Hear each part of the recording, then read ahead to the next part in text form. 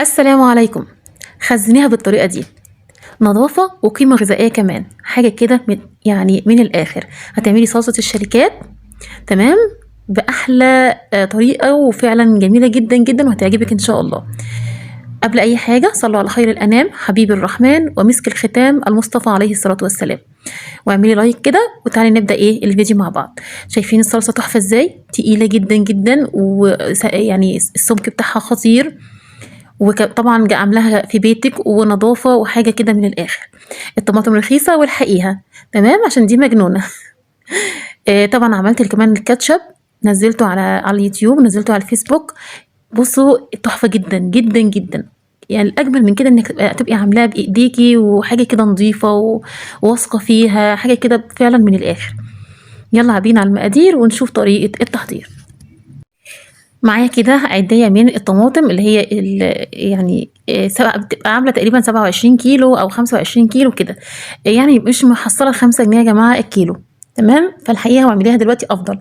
تمام، هاتي كده بقى الطماطم وابتدي كده يلا في الحوض نزليها وابتدي اغسليها كويس وشيلي أي بذرة فيها. ماما الله يرحمها كانت تقولي حتى لو الطماطم معاكي زي التفاح برضو لازم تبصي فيها. تمام، افتحيها وبصي فيها كويس كده، وطبعا تشيلي الذره الخضراء اللي فوق ديت، وتبتدي بعد كده تقطعيها 4 مش اكتر، وفي الحلل كده نزليها زي ما انت شايفه كده. هتحطي كام حله كده على البوتاجاز، طبعا حسب الكميه بتاعتك اللي هتعمليها. تمام، انا نزلت الحلل كلها بتاعتي على البوتاجاز كده بالشكل دوت، وحطيت فيها الطماطم كلها من غير اي نقطه ميه، مفيش نقطه ميه فيها. تمام، غسلتها كويس وقطعتها ونزلتها في الحلل بس مش اكتر من كده. تمام، الحلل بقى تبدا معايا كده، الطماطم تبدا تغلي معايا. تمام، تغلي كويس جدا، وحاولي تصفي منها الميه يعني على قد ما تقدري، يعني شيلي منها، سيبي بس اللي يسويها يعني. تمام، هاتي بنجرايه بقى كده، ودي السر الجميل بقى اللي هديكي قيمه غذائيه كمان، غير انك هتبقي مخزنه الطماطم كمان بالشكل ده. هتجيبي البنجرايه وتقشريها وتقطعيها مكعبات وتنزليها في الحلل بتاعتك حسب كميه، يعني كام قطعه كده في كل حله. تمام، اللي انت عايزاه على فكره، مش مقدار معين، يعني اللي انت عايزاه حطي فيه، عايزه تحطي اكتر من كده حطي كمان. تمام، انا حطيت بنجرايه واحده قسمتها على ال4 حلل اللي انتوا شفتوهم دول. تمام، او ال3، الرابعه كنت بعمل فيها كاتشب. تمام كده من غير اي حاجه خالص، مفيش ملح مفيش اي حاجه دلوقتي. تمام، هتغلي كويس جدا معايا، وهنصفي منها ميه شويه كده شويه.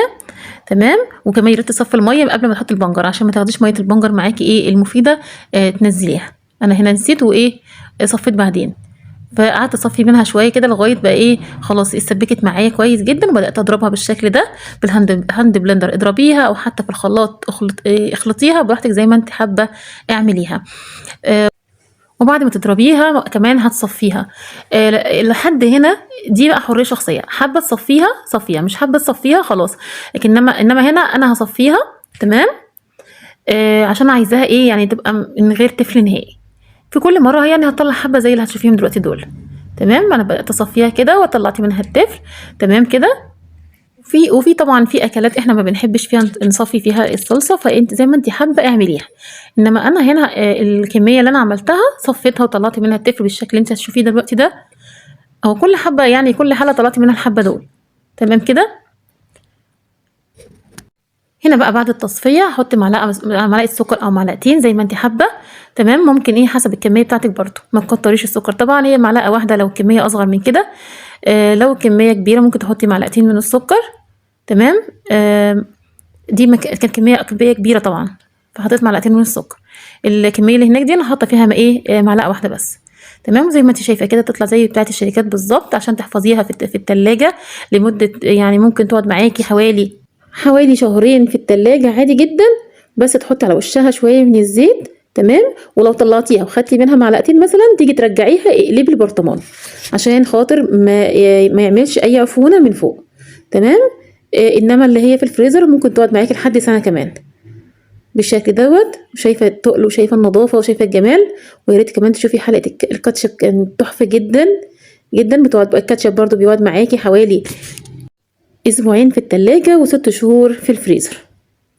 مع السلامه.